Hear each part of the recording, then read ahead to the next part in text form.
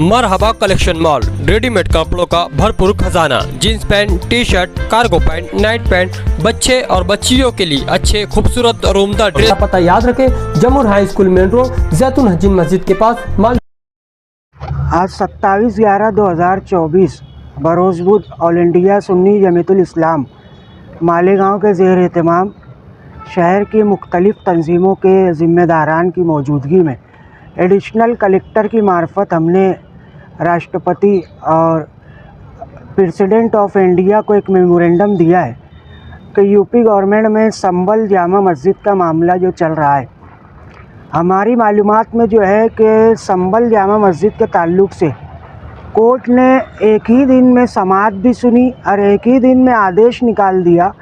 कि जो है जामा मस्जिद में जाके उसकी इंक्वायरी की जाए और उसकी जांच पड़ताल की जाए।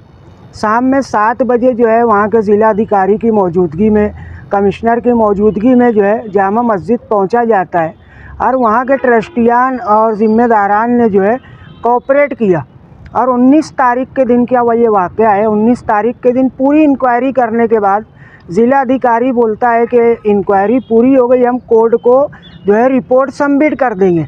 मगर उसके बावजूद जो है जुमा के दिन जो है नमाज के लिए पूरी जामा मस्जिद को छावनी बना दिया गया, ब्रैकेट लगा दिए। यहाँ से माहौल और बेचैनी पैदा होना शुरू हुई। उस वक्त भी मुसलमानों ने, वहाँ के उलमाए किराम ने, ट्रस्टियान ने बहुत सब्र का काम किया और वहाँ पर जो है जुमा के दिन नमाज अदा की गई। मगर वापस 22-23 तारीख को, शायद 22 या 23 तारीख को कोर्ट के आदेश का उल्लंघन करते हुए, कोर्ट के आदेश को ना मानते हुए वापस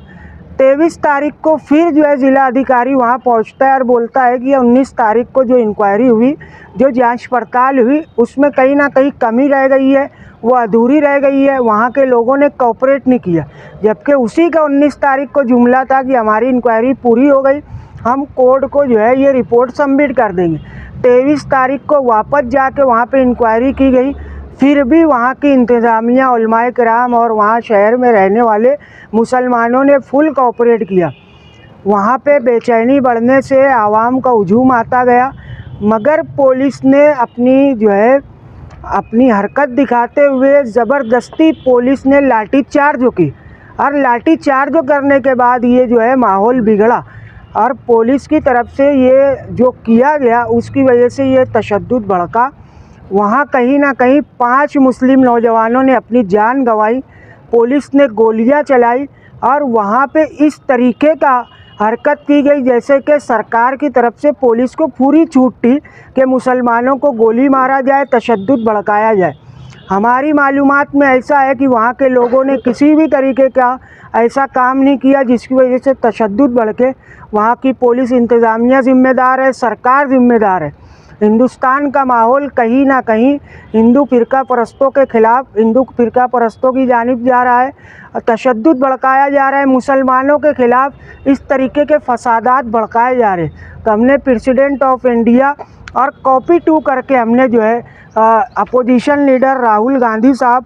और governor of Maharashtra, governor of UP police और